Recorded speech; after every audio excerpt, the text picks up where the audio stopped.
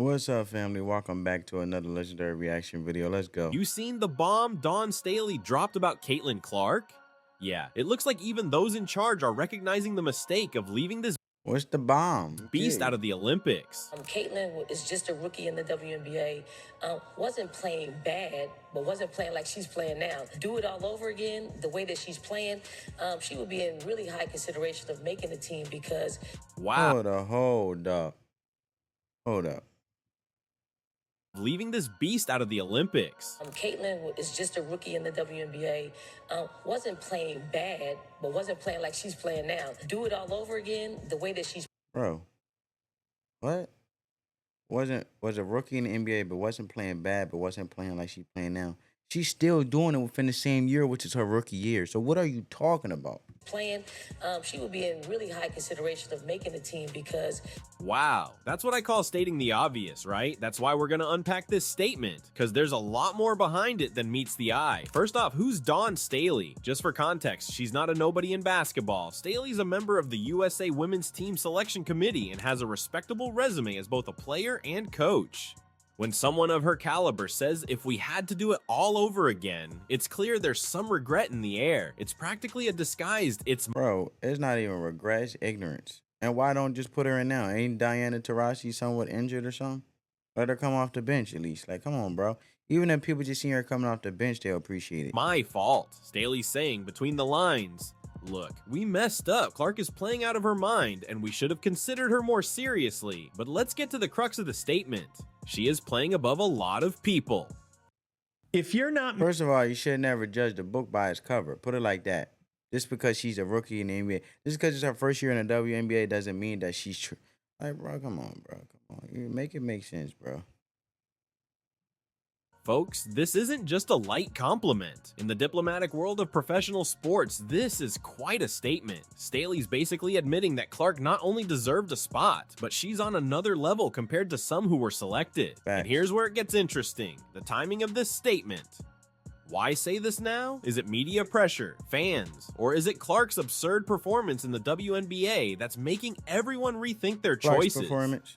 The fact is, Staley's statement isn't just about Clark. It's an acknowledgement that the selection process can have flaws, that sometimes politics and tradition can overshadow pure talent. I agree.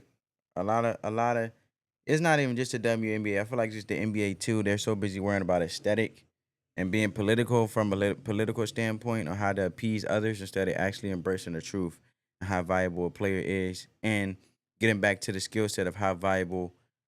Let's just keep it basketball down to the skill set, let alone the value that a player can actually bring. Representing Team USA and representing the NBA or the WNBA. You know what I'm saying? And the Team USA on both ends, the women's and men's basketball. And current performance. It's a reminder that in sports, as in life, sometimes we need to be flexible and admit when we're wrong. And more than that, this statement sets an interesting precedent. If a player like Clark, a rookie, can make the selection committee rethink their choices, this could change the dynamics of future selections. It could give more space to emerging talents. It could make current performance way more than history.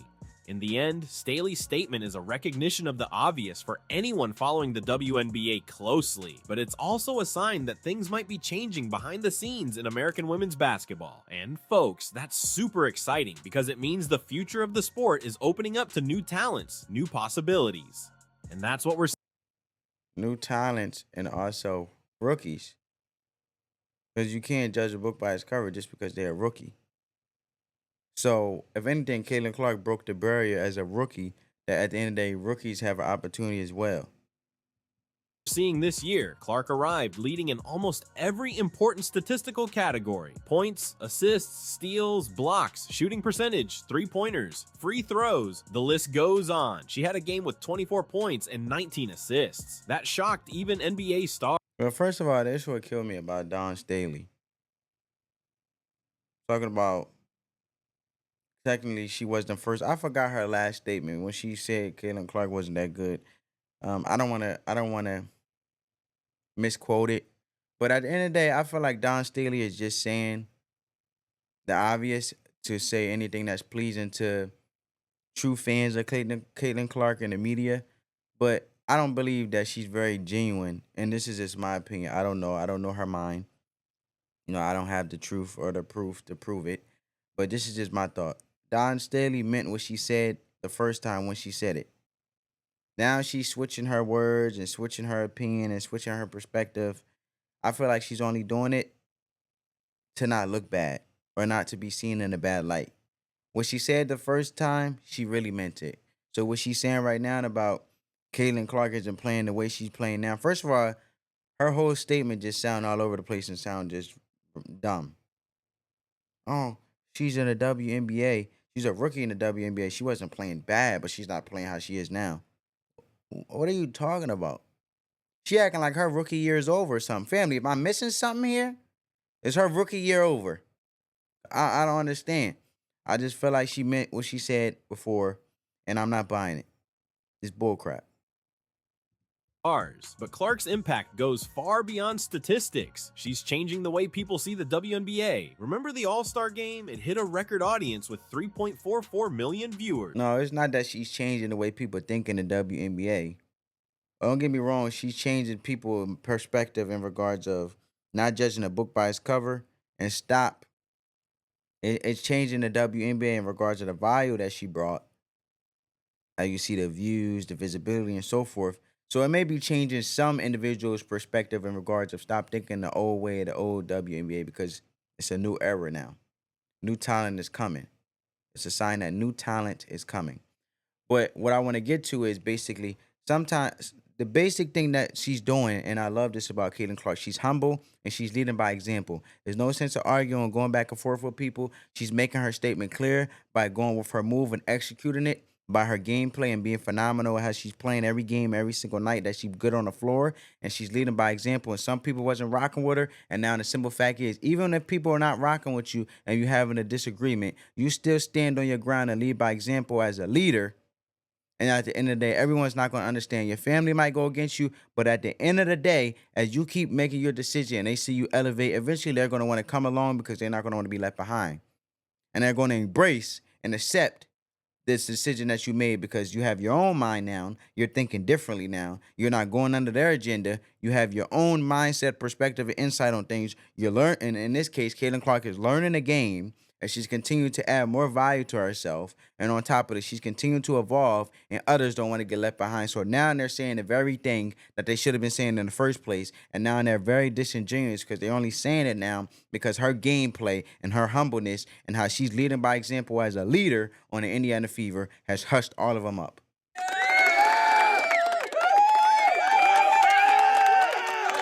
So the valuable message that I leave with you guys, family, is a lot of people, let's say, for example, with Kamala Harris and stuff like that. Now, I know this is getting a little bit off topic, but it's all going to come back to what my point is. The valuable message that Caitlin Clark is giving, not just on the court, but off the court as a person. And it tells a lot about her character, and it's phenomenal. She's an amazing person because she's very humble. But at the end of the day, family, sometimes, let's say, for example, with this debate, Trump and Kamala Harris, running for presidency. A house is divided. A wife feel like she should be voting feel like her family, her husband should be voting for Kamala Harris because she's the first woman or whatever the case may be. And then that's when the husband is based on policy and the trajectory the family is going and how things going to benefit their family instead of hurting their family. But no, the disagreement is to become a house divided. The trees go bigger. And at the end of the day, individuals seem to be growing apart because a lot of women are saying that they have a divided house. Right? And they want their husband to vote for Kamala Harris because they're voting for Kamala Harris. As a man, as a leader, and as a man of the house, and as the man in the family, don't let that woman fill out your ballot. You go fill out your absentee ballot. You pick the candidate that you're going to pick, and you stand on that, not just because she wants you to pick it. And voice your opinion. You always voice your opinion to get different perspectives and understandings. You know what I'm saying? And it's good to say it. So you get all each other viewpoints and communicate effectively and efficiently about it. But at the end of the day, as a man, sometimes they might not agree with what you're doing. And in this case, my example, his wife might not agree that he's voting for someone else than Kamala Harris. But he's still going to vote. He's going to stand his ground. And at the end of the day, the results are going to do for themselves. And when he progresses and elevates, at the end of the day, him doing what's best for his family, the woman will follow suit as she should, because at the end of the day, she's not going to be left behind. Because at the end of the day, the decisions he make that is beneficial for the family, she will be the recipient. So in this case, Caitlin Clark doing the very thing, leading by example for the not just for the Indiana Fever, but bigger than that, the WNBA. The WNBA and all the players in the league is becoming a recipient of her success.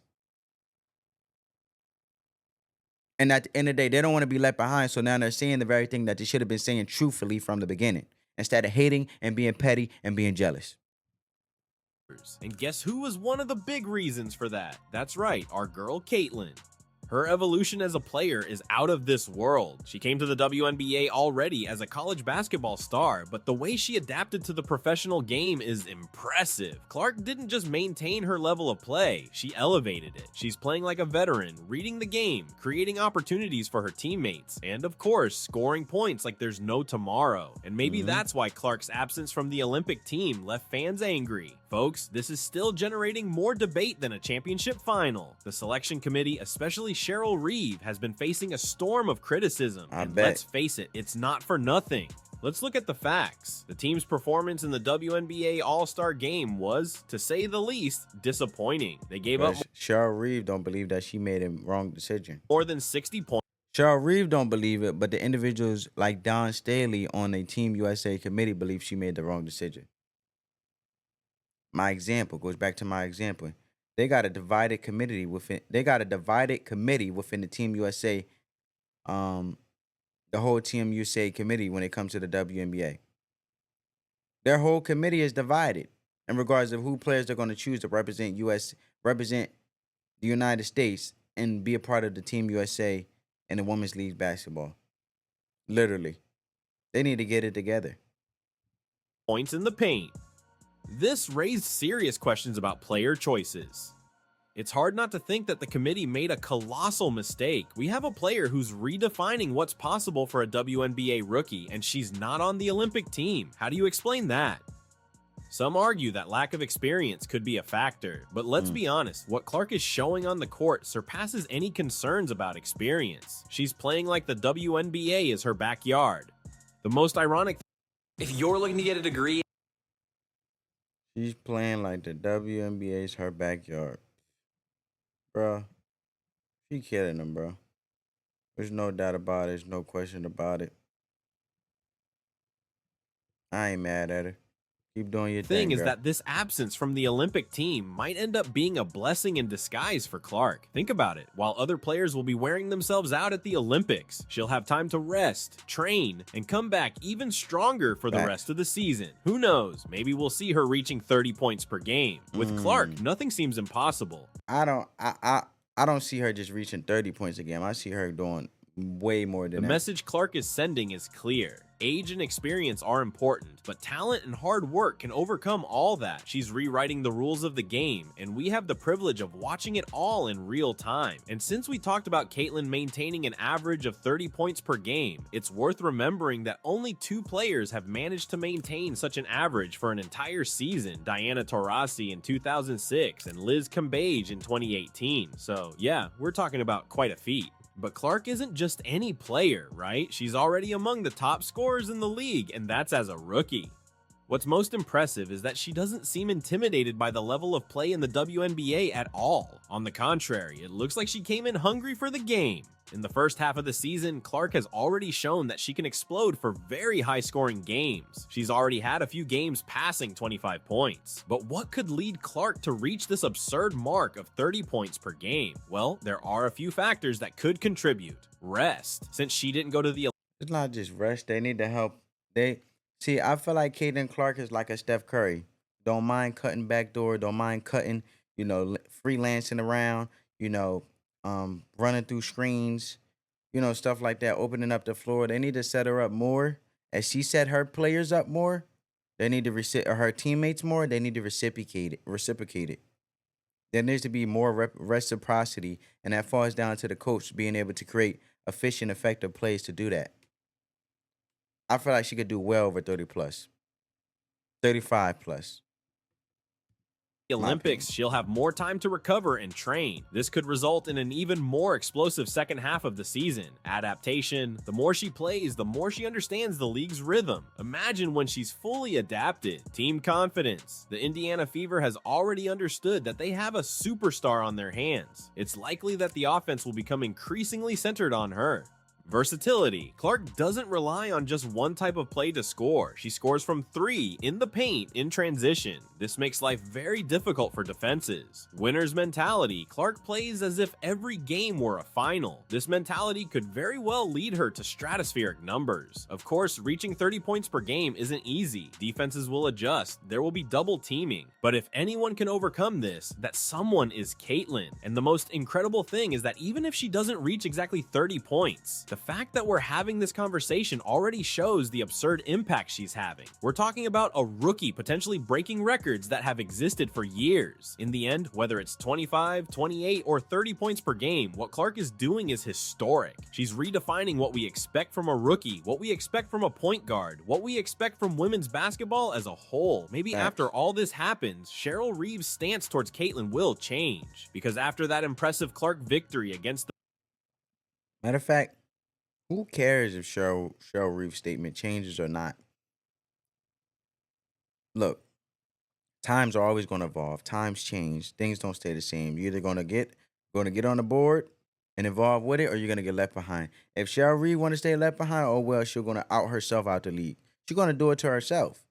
It don't matter. Caitlin Clark is introducing a new era and evolving with the league, and it's becoming beneficial for not just her but the league. She's the prize. So if Cheryl Reeves want to be an old hag and sit back there and be, I don't think we made a bad. Oh, me personally, no, I don't think we made a bad decision not picking Caitlin Clark. Bro, she's paying your bill. She's putting food in your mouth. She's the reason why your paycheck is your. Come on, bro, get out of here, bro. She's the reason why you flying private jets. You flying in a different class. Come on, bro. You flying different now. Maybe we need to put you on an economy flight. Because at the end of the day, I don't get what's the hate about. Like, come on, man. You're a coach, bro. Your time is up, bro. Give it up. Hang it up. Get out your ways, man. The Minnesota Lynx, the team coached by Reeve, the coach refused to answer questions about the rookie's performance. Folks, this is the sports equivalent of pretending the sun doesn't exist on a 104-degree day. Exactly. Reeves, that's like saying, "Oh, the sky is pink, but it's really blue." Come on, man. His attitude raised many eyebrows, and rightly so. After all, we're talking about one of the most exciting players the league has ever seen. Her reluctance to recognize Clark's talent seems at the very least out of touch with the moment the WNBA is experiencing. But let's go beyond the surface. Reeve isn't just the Lynx coach, she's also part of the Team USA selection committee. Could her reluctance to talk about Clark have to do with the controversial decision to leave her off the Olympic team? The most ironic thing is that while Reeve tries to ignore the elephant in the room, the rest of the basketball world can't stop talking about Clark. The WNBA is experiencing a moment of incredible growth, and much of this is due to the buzz generated by players like Clark. So the question that remains is, how long can she ignore Clark's impact? Because whether she wants it or not, the rookie is becoming the face of a new era in the WNBA. An era of greater visibility, greater interest, and potentially greater growth for the league. In the end, Cheryl Reeves is basically a disservice to the WNBA.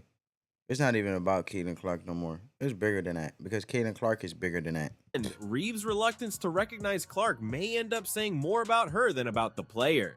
Think about it. We have a rookie who's turning the league upside down, making veterans and coaches rethink everything they thought they knew about basketball. We have a player who's not only dominating on the court, but is also changing the way people. We have a player that's even bringing visibility to Cheryl Reeves, because who really cared about Cheryl Reeves before Caitlin Clark? Just think about it, right? People view and consume women's basketball. Who knew a Dawn Staley? Not me. Who cared about the WNBA? Not me. as I do now. What's coming next? Will we see Clark breaking historical records? Will she be able to maintain this insane rhythm throughout the season? And what happens when she really reaches her peak? Man, it gives me chills just thinking about it. And it's not just about Clark. Her impact is opening doors for a whole new generation of players. She's showing that it's possible to arrive and dominate from day one. This will inspire many girls to dream big, to believe they can be the next WNBA superstars. What do you all think about all this? Do you also think Dawn Staley regretted not calling up Caitlyn? Tell me in the comments. Don't forget to subscribe to the channel and click on the next video. Well, family, I'm curious to see you guys' perspective. Comment down below. Hope you guys enjoyed this video. Hope I poured some value into your life. Let the love supersede the hate. Spread that peace, love, and positivity. Until next time, family. Peace.